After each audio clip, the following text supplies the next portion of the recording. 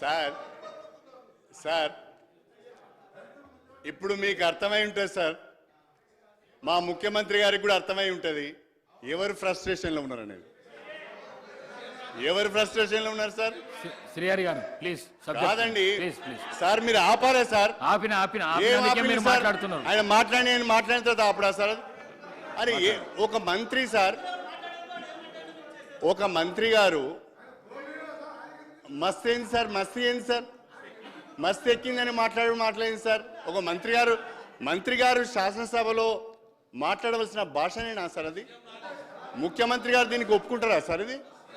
కానీ ఒక్క మాట మాత్రం చెప్పాలనుకుంటున్నా సార్, మా పార్టీ ఏమని అనుకొని ఆ పార్టీ ఏమని అనుకొని నేను ఒక మాట మాత్రం చెప్పాలనుకుంటున్నా.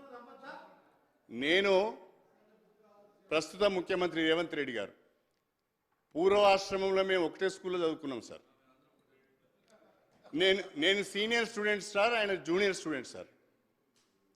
ఆయన ముఖ్యమంత్రిగా ఉండాలని మాత్రము నాకు మనసు నిండా ఉన్నది సార్. కానీ రేవంత్ రెడ్డి గారు కొంచెం మీ వాళ్ళతో జాగ్రత్తగా ఉండండి, మీ వాళ్ళతో జాగ్రత్తగా ఉండండి రేవంత్ రెడ్డి గారు. ఫ్రస్ట్రేషన్లో మాట్లాడుతున్నారు ముఖ్యమంత్రి గారు.